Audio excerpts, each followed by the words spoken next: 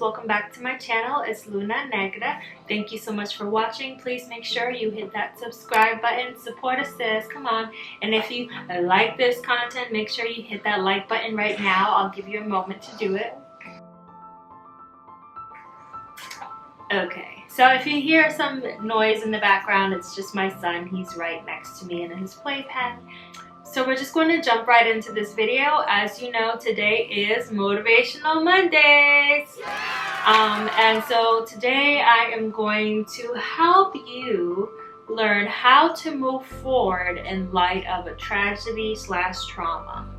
A little bit about that. So I feel like I am well versed in this topic because of my many years that I've gone to therapy, and there I picked up many wonderful coping mechanisms and coping skills, which I would like to share with you today. So in light of the news that we heard yesterday, which has left many of us devastated, especially those of us in the Black community, we lost one of our idols, the death of Kobe Bryant and his beautiful daughter, Gigi Bryant, as well as the other souls lost on that aircraft. So many of us woke up today still in disbelief, thinking, what is life?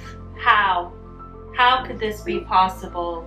And it most likely caused many of us to reevaluate our lives and really see that life is truly short and that you are not guaranteed tomorrow. I mean, you may not even be guaranteed the next hour. So this just leaves many of us in a state of shock.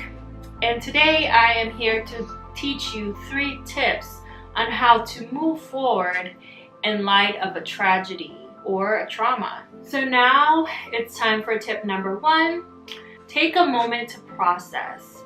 Journal about it or speak to someone about it and just take that time to process. Make sure not to neglect all of your responsibilities doing so. A good way to do this is to look at your schedule and actually schedule a time, maybe like 5 o'clock, an hour where you can just sit down and process what has happened. If you are already seeing a therapist, you can reach out to them, or even if you're religious, you can speak to your pastor or whoever you would like to vent to and process with this information or this tragedy. That's definitely the number 1 thing I recommend. And if you are not one to really speak of your feelings, especially for something that is so new and so fresh to you, I recommend tip number 2, which is to compartmentalize. So imagine that this is your trauma, okay? And you're going to fold it away, okay? And keep it in the back of your pocket until you are finally ready to process. This is another excellent tool which I picked up in therapy, is to compartmentalize and to just envision your trauma or your tragedy just being folded away. Put it in the back of your pocket until you are ready to fully process what has happened. Tip number 3, gratitude. Reflect on your life and really see the many blessings that you may have, and show the universe or whoever or whatever you believe in that you are grateful for every single blessing that you have. You could be thankful for being able to wake up this morning and breathing life.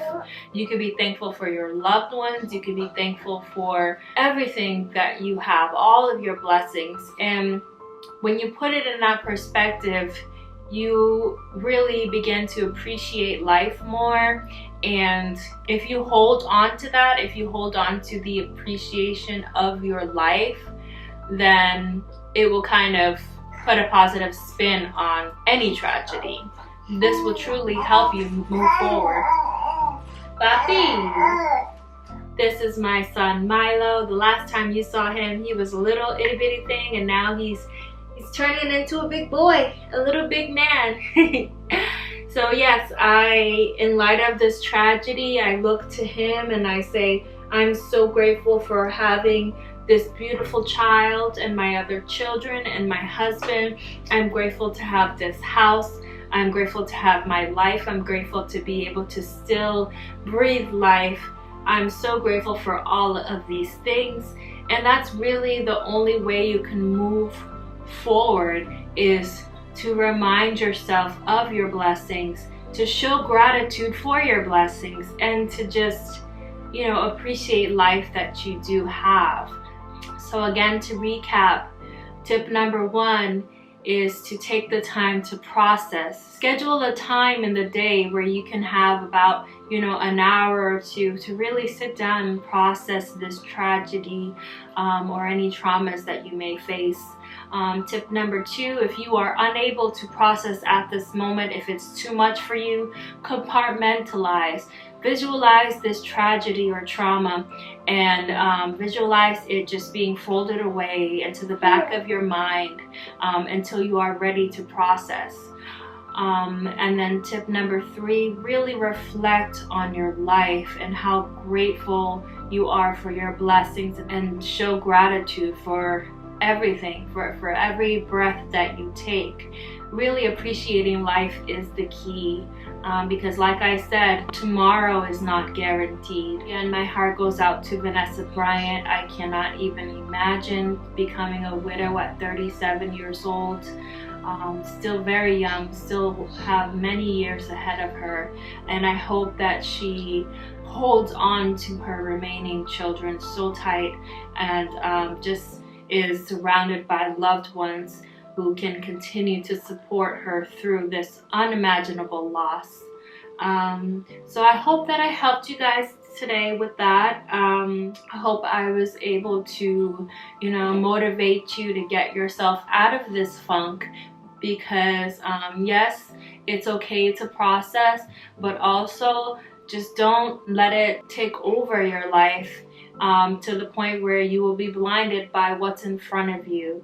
You know, just all of your beautiful blessings that you have. And life is not fair, but it's also truly amazing. That's just the way that I choose to see it, and that's the only way that I'm able to get through. So I hope that this helps you too. All right, thank you so much for watching. Say bye, Milo. Say bye. Stay blessed, stay true, and stay unconditionally happy.